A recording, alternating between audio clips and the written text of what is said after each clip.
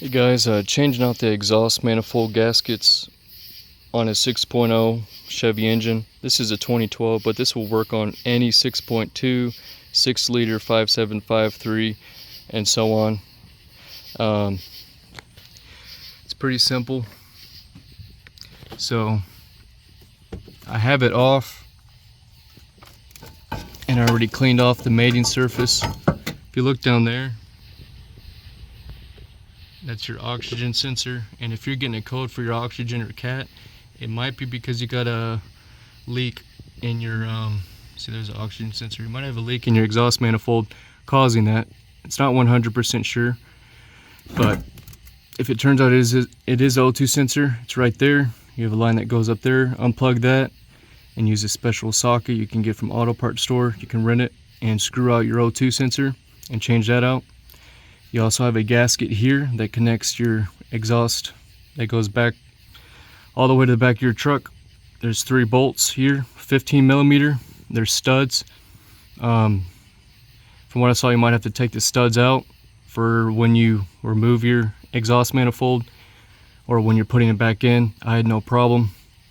Also, to take off your exhaust manifold gasket, you'll want to take that exhaust heat shield that protects your electronics and other parts of your truck.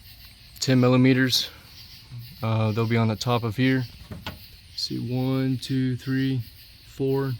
The one to the back, and then you want to disconnect your spark plug wires. They go to your spark plugs. And if I were you, if this is your only vehicle and you don't know how old these are, might as well just replace them. Most of them will break off on the spark plug when you take it off. So just grab some extra ones. These were apparently new from the previous owner. He said he did the exhaust gasket, spark plugs, wires, and all that, but I'm not sure about these wires because they broke off pretty easy.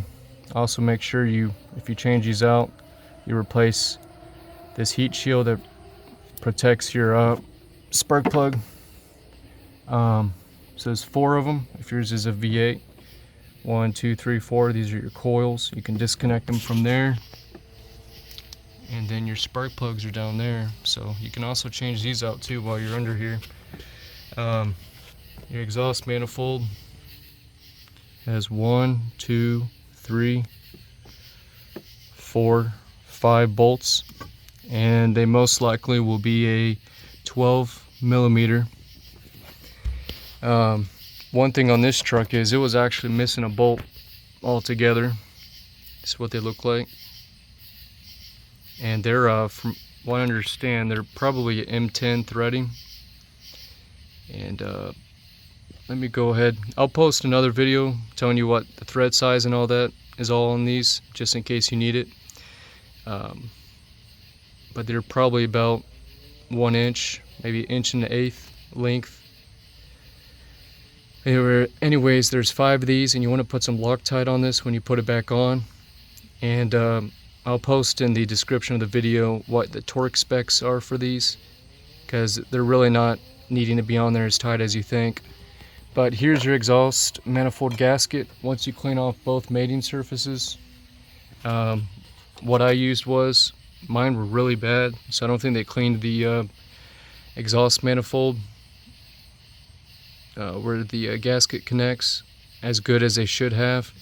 So what I used is I evenly scraped on this at an angle to get all that rust off, because it was bubbling up really bad. You can also use a wire brush wheel. Make sure you use like one not as strong as steel on it so you don't lacerate, cause any holes on it. But just go over it with a steel brush connection on your drill. You can also use this, and that'll clean it off really good. Afterwards, spray some brake cleaner on it and then wipe it off.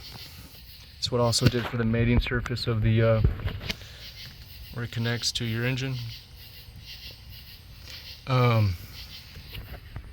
So it's pretty simple. You also need to disconnect this plug right here. It connects to the very front and just be very gentle on your wiring. Like they didn't even cover that back up, which can be an issue. Make sure all your wires are covered with heat shield. Make sure the heat shield's back on this and all that. But when you take these out to do your exhaust manifold gasket, you can go ahead and get that that gasket too. I forget the name of it. If someone wants to leave it in the comments. But that right there, that can also be bad, causing a bad exhaust leak. And that can cause you to have really bad fuel economy, not as good performance, because the engine relies on your O2 sensors for communicating with the ECM. So if this has a bad exhaust leak, your engine's going to sound like it's hard to describe, but you'll know the difference. Instead of being quiet, it'd be more like a putt-putt noise. And just open your hood and try to listen for it. Mine's definitely coming from the manifold gasket. So I'm going to go ahead and clean off the mating surface a little bit more on the engine, and then I'm going to put the gasket on. Now make sure you read your gasket. This says manifold side, and this says down. So you want it facing down like that, and you want this side the same side as your manifold. That's your exhaust manifold. It's where all the pipes connect and go down to your exhaust. So make sure you put it on right. The side that goes to your engine, there's going to be no writing on it.